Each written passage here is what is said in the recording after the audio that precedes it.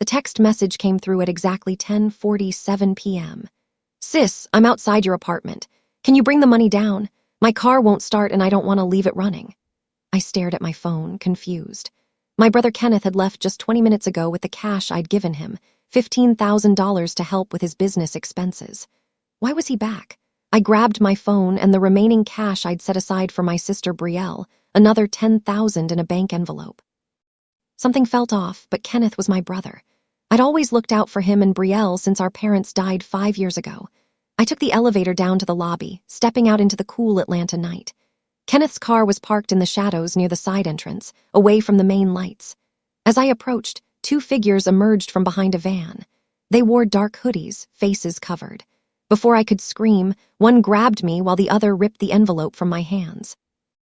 "My name is Simone Carter, and I'm 29 years old. I work as a freelance graphic designer, and 3 days ago, I'd landed the biggest contract of my career with Apex Marketing Solutions. $200,000 for a year-long project creating their complete brand identity.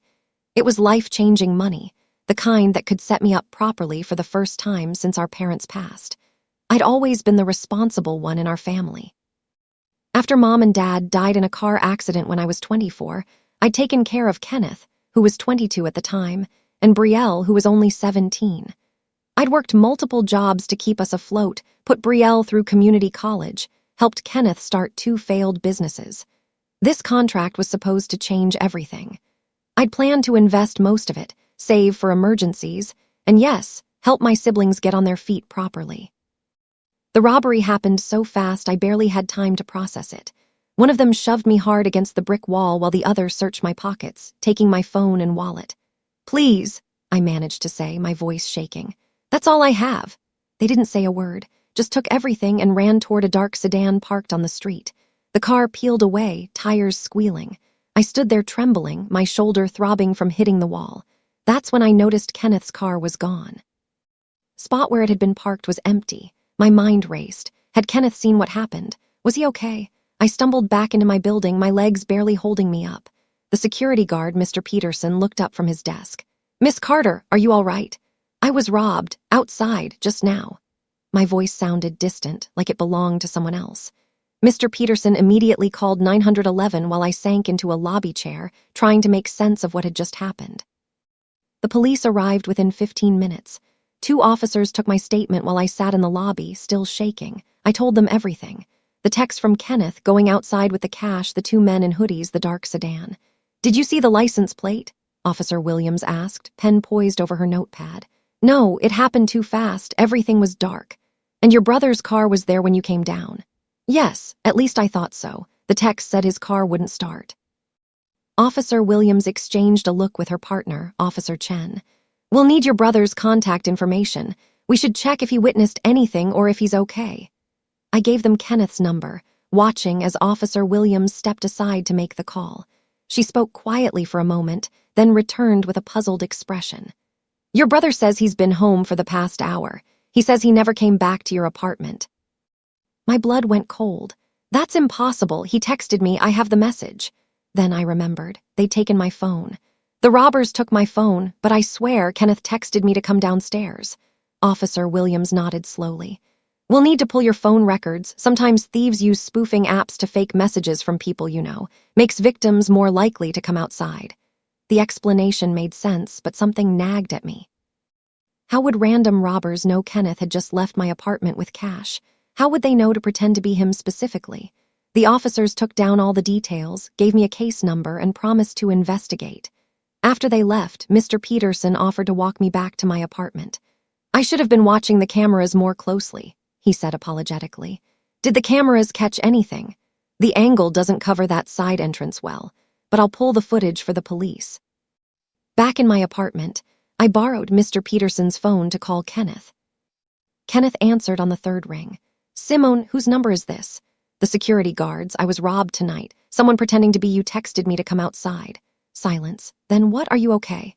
"I'm fine, shaken up, but Kenneth, they took the 10,000 I had for Brielle. The robbers knew exactly when to hit me right after you left with your money." "That's crazy. I've been home this whole time. Check with Brielle. She's been here with me watching movies." Something in his voice sounded off. "Too casual, maybe. Or was I just paranoid after the robbery? The police will be pulling phone records. They think someone spoofed your number. Spoofed, like faked it. Kenneth sounded genuinely confused. Yeah, it happens apparently. We talked for a few more minutes before I hung up. I felt exhausted, violated, and confused. I'd lost $25,000 in one night. The remaining money from my contract was safely in my bank account, but losing that much cash hurt. The next morning, I woke up to dozens of missed calls on the replacement phone I'd bought. Most were from Brielle. I called her back immediately. Simone, Kenneth told me what happened. Are you okay? My sister's voice was frantic with worry. I'm fine, just angry and confused. Do the police have any leads? Not yet. They're checking cameras and phone records. Brielle sighed. I'm so sorry, sis. I know that money was supposed to help me with rent this month. Don't worry about it. I'll figure something out. No, Brielle, I'll get you the money. Just give me a few days. After we hung up, I sat with my coffee, thinking through the timeline. Kenneth had come to my apartment around 10:15 p.m. I'd given him $15,000 in cash, money he said he needed to pay suppliers for his new construction business. He'd left around 10:25 p.m. The text came at 10:47 p.m. That was barely 20 minutes later. I opened my laptop and logged into my bank account, checking the transaction history. The large deposit from Apex Marketing was there, $100,000 as the first payment of my contract. The rest would come in installments over the year. I'd withdrawn $30,000 in cash earlier that day. Planning to give Kenneth 15, Brielle 10, and keep 5 for immediate expenses. Now that cash was gone. I spent the morning filing reports with my bank and credit card companies. My wallet had contained 3 credit cards, my driver's license, and $200 cash. Everything had to be canceled and replaced. Around noon, Officer Williams called. Miss Carter, we pulled the footage from your building's cameras. Can you come down to the station? There's something we need you to see. My stomach nodded. Did you catch them? Just come down. We'll explain everything. An hour later, I sat in a small room at the police station, watching grainy security footage on a monitor. The footage showed me exiting my building at 10:47 p.m., exactly when the text had come through. I watched myself walk toward the side entrance, look around, then approach what I'd thought was Kenneth's car. The camera angle was bad, but I could make out 2 figures emerging from behind a van. The attack happened quickly, just like I remembered. Then the figures ran to a dark sedan and drove away. Now watch this, Officer Williams said, rewinding the footage to 10:25 p.m. The timestamp showed Kenneth leaving my building, getting into his car and driving away. But then, at 10:38 p.m., his car returned. It parked in the exact spot where I'd later approached it. Kenneth got out, looked around, then walked quickly back toward the street where a dark sedan was parked. He got into the passenger seat. The car waited. 9 minutes later, I appeared on the footage, walking toward Kenneth's car. That's Kenneth meeting someone, Officer Williams said quietly. Watch what happens next. My hands started shaking as I watched the footage continue. The 2 hooded figures didn't come from behind a van. They came from Kenneth's car, one from the driver's seat, one from the back. They attacked me, took the money, then ran to the sedan where Kenneth was waiting. The car drove off. 30 seconds later, Kenneth's car, which had been empty the whole time, remained parked in that spot. We checked the license plate on the sedan, Officer Williams continued. It's registered to Andre Price, who has a record for armed robbery and assault. We're bringing him in for questioning. I couldn't speak, couldn't breathe. My brother had set me up. Kenneth had orchestrated the whole thing. He'd left my apartment with $15,000, then come back with his criminal friends to rob me of the rest. Miss Carter, I know this is difficult, Officer Williams said gently. We need to bring your brother in for questioning. Do you know where he's staying? He's staying at his apartment on Piedmont Avenue, I heard myself say, my voice hollow. Unit 304. Officer Williams nodded, writing down the address. We'll pick him up today. In the meantime, we need you to not contact him. Don't warn him, don't confront him. Let us handle this legally. I won't. The words came out bitter. What would I even say to him? My own brother had robbed me. Had looked me in the eye hours earlier, hugged me, thanked me for the money, then came back with criminals to take more. Officer Williams walked me through what would happen next. They'd arrest Kenneth and Andre Price. They'd recover whatever money they could. I'd need to testify if it went to trial. What about the others, the 2 who actually grabbed me? We're working on identifying them. Andre will likely give them up in exchange for a deal. These guys always do. I left the police station feeling numb. Part of me wanted to call Kenneth to scream at him to demand answers. But Officer Williams's words echoed in my mind. Let us handle this legally. I drove home and sat in my apartment, staring at the walls. My phone rang. Brielle. I almost didn't answer, but she was innocent in all this. Hey, sis, have you talked to Kenneth today? Her voice sounded strange, worried. No, why? He's freaking out, says the police are looking for him. Something about the robbery. He says it's all a misunderstanding. My jaw clenched. Brielle, where are you right now? At Kenneth's apartment. I came over to bring him lunch. You need to leave right now. The police are coming to arrest him. Silence. What? Why? Because he set up the robbery. I saw the security footage. He came back and robbed me with his friends. I heard Brielle gasp. That's not possible. Kenneth wouldn't. I saw it with my own eyes, Brielle. The police have him on camera meeting with the robbers, getting into their car. They came from his car. He planned the whole thing. I heard muffled voices in the background, then Kenneth's voice, distant but angry. Is that Simone? Let me talk to her. I have to go, Brielle said quickly. Please just listen to Kenneth's side before the line went dead. I sat there, phone in hand, trying to process that my sister was defending him. 5 minutes later, my phone rang again. Kenneth, I didn't answer. He called 4 more times, then the text started. Simone, this is all wrong, I can explain. Those cops are lying, I wasn't there. Please answer, you're my sister. Don't do this to me, to our family. I screenshotted every message and emailed them to Officer Williams. Evidence. Everything was evidence now. An hour later, Officer Williams called. We have Kenneth in custody. He's being charged with conspiracy to commit robbery and theft by deception. Bail hearing is tomorrow morning. That evening, Brielle showed up at my apartment, her eyes red from crying. How could you do this to him? She demanded before I could even speak. How could I? Brielle, he robbed me. He stole money that was supposed to help you. He says the police are framing him, that someone else used his car, that the footage is wrong. I pulled out my laptop and showed her the footage Officer Williams had given me on a USB drive. We watched in silence as Kenneth returned to my building, met with the sedan, waited while his accomplices robbed me. Brielle's face went pale. I don't understand, she whispered. He just got $15,000 from you. Why would he need more? I don't know, but he did it, and now he has to face the consequences. Brielle looked at me with tears streaming down her face. What happens to him now? He goes to trial. He probably goes to prison. And you're just okay with that. He's our brother.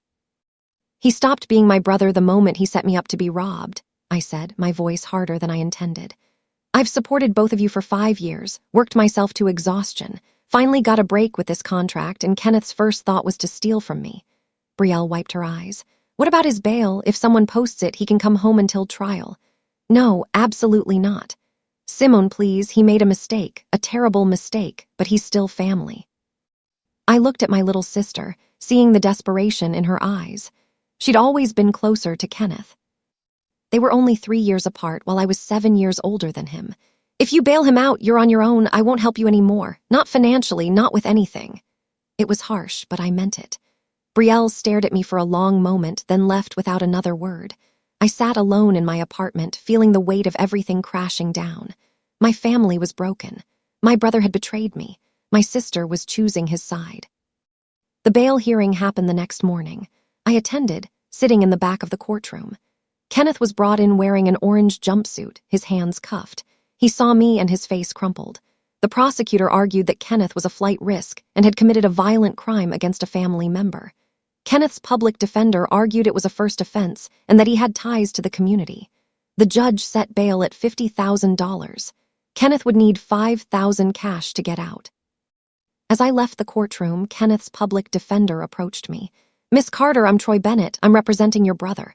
I know who you are. He's asking if you'd be willing to talk to him, just hear his side. His side? I watched him set me up on camera. Mr. Bennett nodded slowly. I understand you're angry, but he is your brother. Maybe there's an explanation. The only explanation I need is in that video footage. Now, if you'll excuse me. I walked away, ignoring Kenneth calling my name from across the courtroom. Over the next week, I focused on my work for Apex Marketing. The project was demanding, requiring me to create everything from logo designs to social media templates. It was a good distraction from the chaos of my family situation. Officer Williams called with updates. They'd arrested Andre Price and the other 2 men involved in the robbery. All 3 were cooperating, hopping for reduced sentences. They confirmed Kenneth planned everything, Officer Williams told me. He contacted Andre Price, someone he knew from a construction site. Kenneth owed Andre money from a gambling debt. He figured if he could get more cash from you, he could pay Andre back and have money left over. Gambling, of course. Kenneth had always had a problem with betting on sports, playing poker, making bad financial decisions. I'd buylaid him out twice before, smaller amounts. I thought he'd stopped. They recovered about $8,000 of your money. The rest was already spent. You'll get the $8,000 back after the trial. The trial was set for 6 weeks out. In the meantime, Kenneth remained in jail because Brielle couldn't afford the bail money. She called me once, asking again if I'd help. He's losing weight. The jail food is terrible. He's scared, Simone. He should be scared. He committed a crime. You've become so cold. This isn't you. No, Brielle, I've become smart. There's a difference. She hung up. I tried not to think about Kenneth sitting in a cell, but sometimes late at night, I'd remember us as kids. How he'd defend me from bullies at school. How we'd stayed up late after Mom and Dad died, crying together, promising to always look out for each other. But that Kenneth was gone. This Kenneth had looked at my success and seen only an opportunity to steal. 2 weeks before the trial, Kenneth's lawyer called again. Miss Carter, the prosecutor is offering a plea deal. If Kenneth pleads guilty, he'll get 3 years instead of facing a potential 8-year sentence at trial. What does Kenneth want? I asked. He wants to take the deal, but he's asking if you'd be willing to write a character letter to the judge, something that might reduce his sentence further. I almost laughed. You want me to help him get less time for robbing me? I know it's a lot to ask, but he's genuinely remorseful. He's written you a letter. Would you be willing to read it? Against my better judgment, I agreed. The letter arrived 2 days later. I sat at my kitchen table, staring at the envelope for 20 minutes before opening it. Kenneth's handwriting was messy, desperate. Dear Simone, I know sorry isn't enough. I know I betrayed you in the worst way possible. I was desperate. I owed Andre $15,000 from gambling debts. He threatened to hurt me if I didn't pay. When you gave me that money, I paid him, but he said I still owed interest. He wanted more. I panicked. I'm not making excuses. What I did was unforgivable. You've been more than a sister to me. You've been a parent, a friend, everything. And I threw it away. I don't expect forgiveness. I just want you to know that I hate myself for what I did to you. Kenneth. I read the letter 3 times, feeling tears I'd been holding back for weeks finally fall. He was my brother. Despite everything, that fact remained. But forgiveness, that seemed impossible right now. I called Officer Williams. If I write a letter, does it affect the case at all? The judge will consider it during sentencing. It might reduce his time by a few months, maybe a year, but he's still going to prison. I thought about it for days. Brielle called again, begging me to help Kenneth. Please, Simone. I know you're hurt, but he's our only brother. 3 years is a long time. If you write that letter, maybe he gets 2 years instead. Maybe he learns his lesson and comes out better. And what about me? What about what he did to me? I'm not saying forget it. I'm saying show mercy. Isn't that what Mom and Dad would want? That line hit me hard. Our parents had always preached forgiveness, second chances, but they'd never faced betrayal like this. In the end, I decided not to write the character letter. I couldn't. Every time I tried, I remembered the fear I'd felt when those men grabbed me, the violation of being robbed by my own brother's design. The plea hearing happened on a cold Tuesday morning. Kenneth pleaded guilty to conspiracy to commit robbery. The judge listened to the prosecutor's recommendations, Kenneth's lawyer's pleas for mercy, and statements from Kenneth himself. Miss Carter, would you like to make a victim impact statement? The judge asked. I stood up, my legs shaking. I hadn't planned to speak, but suddenly words came. Your Honor, Kenneth Carter is my brother. I raised him after our parents died. I sacrificed my own dreams to make sure he and our sister had what they needed. This contract I signed was supposed to change my life. Instead, my brother saw it as an opportunity to steal from me. He didn't just take money. He took my sense of safety, my trust, my family. My voice cracked, but I continued. I want the court to know that I don't write this off as a mistake. This was calculated. He planned it, executed it, and would have gotten away with it if not for security cameras. I've been asked to show mercy, to write letters asking for a reduced sentence. I can't do that. Not because I don't love my brother, but because actions have consequences. Real consequences. What Kenneth did was a crime, not just against me, but against the bond of family. I hope he gets help in prison. I hope he learns from this. But I also hope the sentence reflects the severity of what he did. The courtroom was silent when I sat down. Kenneth was crying, his shoulders shaking. The judge took a moment, reviewing documents, then spoke. Mr. Carter, you betrayed family in the worst possible way. The court sentences you to 4 years in state prison, with possibility of parole after 2 years. You'll also be required to pay full restitution of $25,000 to your sister upon release. Kenneth was led away in handcuffs. He looked back at me once, his eyes pleading, but I looked away. Brielle rushed past me without speaking, following Kenneth's exit. Outside the courthouse, I stood in the cold air, feeling strangely empty. Justice had been served. Kenneth would spend years in prison. I'd eventually get my money back, but none of it felt like winning. Officer Williams found me on the courthouse steps. You did the right thing, Miss Carter. Standing up for yourself, not letting family obligation cloud your judgment, that takes courage. Then why does it feel so terrible? Because he's your brother, because this situation is awful no matter how you look at it. But you didn't create this situation. He did. Over the following months, I threw myself into work. The Apex marketing project was going well. I'd started getting referrals from them, other companies wanting my design work. My career was finally taking off the way I'd always dreamed. Brielle and I didn't speak for 3 months. Then one day, she showed up at my apartment with takeout food and red eyes. "Can we talk?" she asked quietly. I let her in. We sat at my kitchen table, the food between us, neither of us eating. "I've been angry at you," Brielle started. "Angry that you didn't help Kenneth, that you let him go to prison. But I've been thinking a lot about what he did, about what you've done for us all these years." She wiped her eyes. "You were 24 when Mom and Dad died. You had your whole life ahead of you. You could have left, let the state take care of us. But you didn't. You sacrificed everything to keep us together, and Kenneth repaid you by robbing you." "Brielle, no, let me finish. You were right. Kenneth made his choice. He has to live with the consequences. I'm sorry I made you feel bad for standing up for yourself." We cried together then, mourning the family we'd lost, the brother who'd betrayed us, the innocence that was gone. Year after Kenneth's sentencing, I was doing better than I'd ever imagined. My design business had grown. I'd hired 2 assistants and moved into a real office space. Apex Marketing had extended my contract for another year. Brielle and I had rebuilt our relationship. She'd gone back to school, getting her degree in nursing. I helped her with tuition, but this time with clear boundaries and expectations. Kenneth wrote letters from prison. I read them but didn't respond. Maybe someday I would. Maybe someday I'd be ready to have that conversation. But not yet. The wound was still too fresh. What Kenneth taught me was invaluable, though he probably didn't mean to. He taught me that family doesn't mean accepting abuse. That forgiveness doesn't require forgetting. That protecting yourself isn't selfish, it's necessary. I'd sought justice the right way. Through the legal system, through evidence, through truth. And while it hadn't been easy, I could look at myself in the mirror and know I'd done the right thing. Kenneth had set me up and robbed me, so I did the needful. I protected myself, held him accountable, and rebuilt my life stronger than before.